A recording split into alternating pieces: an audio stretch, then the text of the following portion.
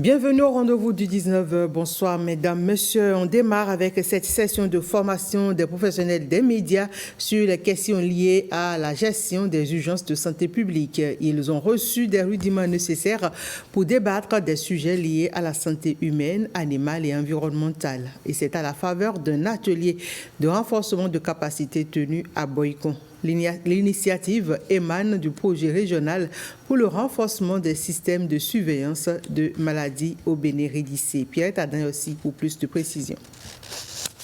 Le projet régional pour le renforcement des systèmes de surveillance de maladies au Bénin-Rédissé, mis en œuvre en 2019, s'achève ce 31 mars 2024.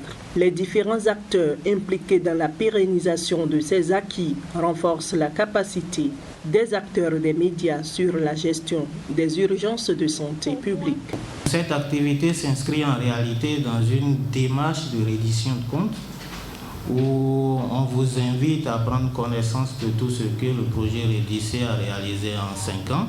C'est aussi vous donner des brides sur la gestion des épidémies, sur le One Health, l'approche qui a été une approche réelle de mise en œuvre du projet Rédissé, qu'elle soit pour vous un petit outil dans votre sac et qu'à tout moment, vous puissiez l'utiliser. Ils sont au total 67 professionnels des médias venus de l'ensemble du territoire national à bénéficier de cette formation. Occasion d'effectuer des visites de terrain et toucher du doigt les réalisations du projet. J'ai bénéficié assez donc de choses que je ne peux même pas étaler ici. Donc, côté professionnel, ça renforce ma capacité dans ce métier que j'exerce. Le système ne sera certainement plus en place, mais le projet a besoin de relais, a besoin des gens qui travaillent, qui continuent de travailler pour quand même pérenniser ces acquis-là. Nous pensons que le projet qui est pratiquement à terme puisse être renouvelé d'une manière ou d'une autre pour poursuivre les actions. Financé à hauteur de 36 millions de dollars par la Banque mondiale, le projet Rédissé est implémenté sur toute l'étendue du territoire. Après 5 années, il s'achève avec un taux d'exécution de 97%. Nous sommes toujours à Boycon. Les documents stratégiques du réseau des femmes élues locales d'Afrique, chapitre Bénin, passent au peigne fin. Les membres du dit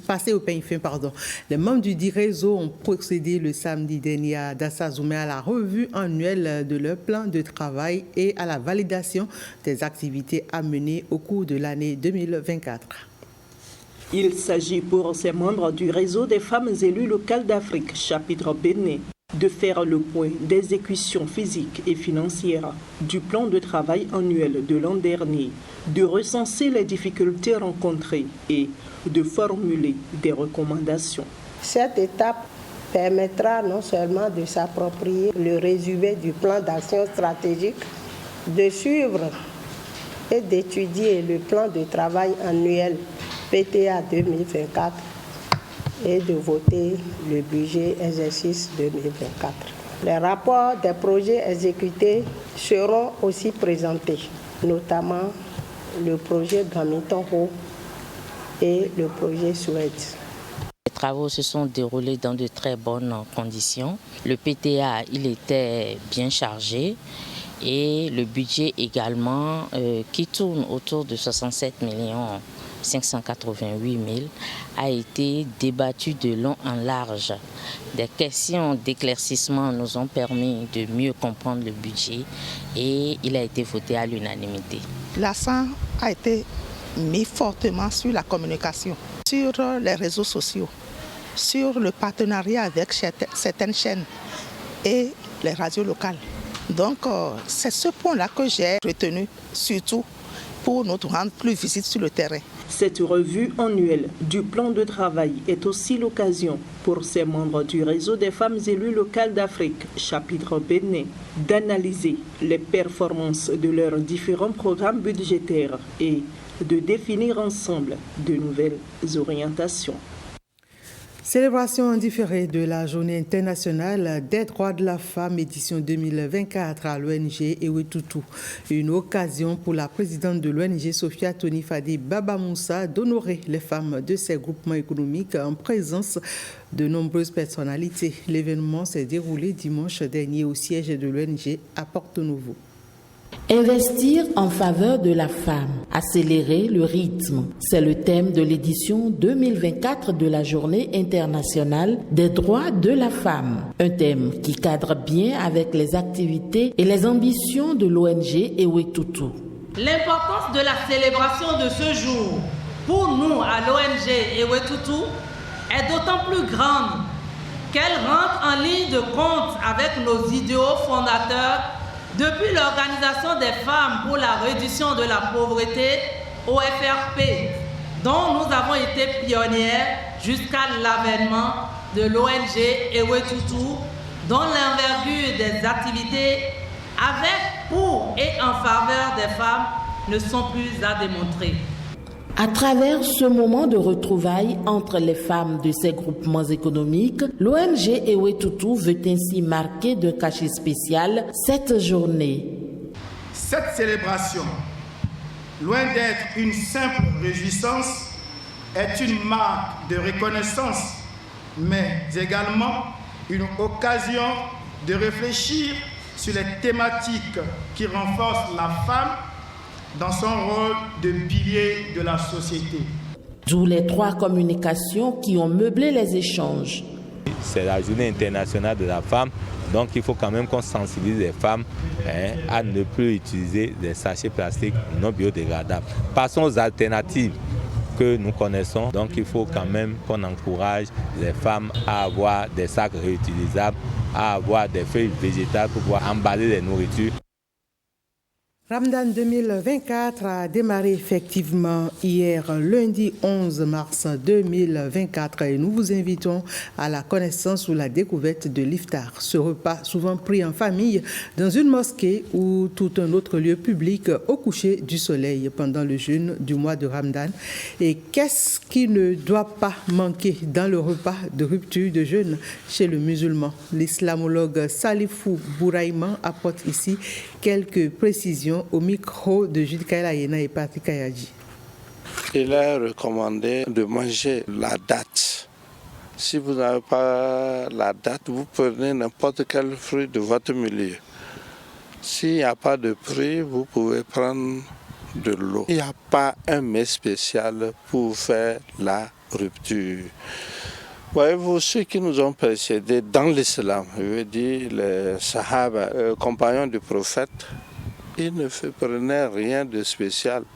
C'est-à-dire leur vie était si dure que on peut prendre ce qu'on a l'habitude de prendre. Malheureusement, c'est le riz, le macaroni, on oublie notre chère pâte, c'est-à-dire de mil ou bien ou de liam pilé, n'est-ce pas, qui sont en réalité de mets très bons. Nous ne voyons pas ce que nous mangeons.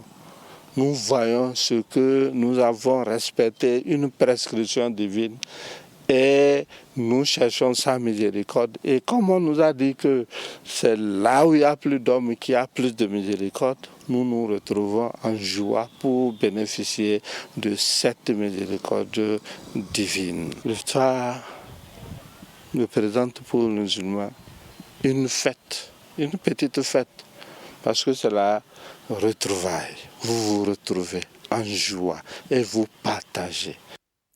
Parlant de retrouvailles, vivons la 3e édition des retrouvailles de l'Association des communautés Yoruba du Bénin qui s'est tenue le week-end dernier à Dassazoumé. Dénommée Ishokan Omo Yoruba Bénin, cette association à but non lucratif et à politique œuvre pour la sauvegarde du patrimoine culturel Yoruba. Et pour marquer l'édition 2024, les filles et fils Yoruba du Bénin se sont retrouvés autour d'un programme culturel et festif. Pierrette Adayossi. Ils sont venus de toutes les communautés Yoruba du Bénin et de la diaspora pour raviver la fraternité Yoruba sur les 41 collines. Des retrouvailles festives marquées par des manifestations culturelles et culturelles.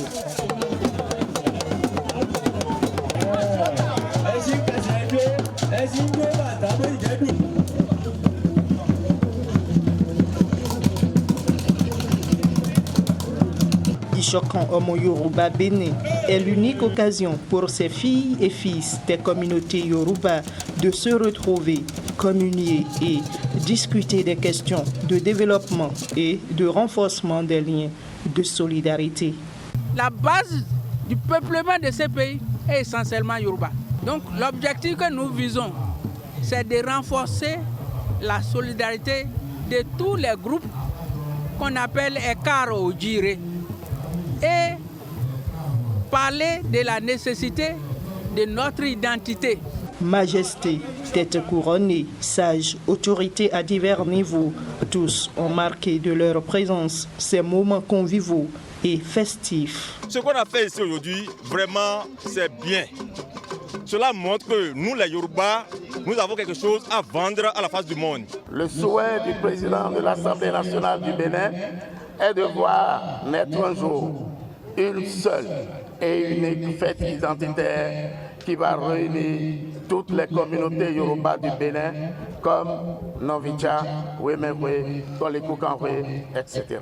La main dans la main, que nous puissions travailler à promouvoir la culture Yoruba pour le bonheur de chacun et de tous. Développer la solidarité entre filles et fils Yoruba, apporter une aide pratique pour les besoins culturels et matériels aux communautés et tisser des liens affectifs. Telles sont les valeurs qu'incarne l'association Ishokan Omo Yoruba Bénin. Fin de ce 19h. Merci à toutes et à tous de l'avoir suivi.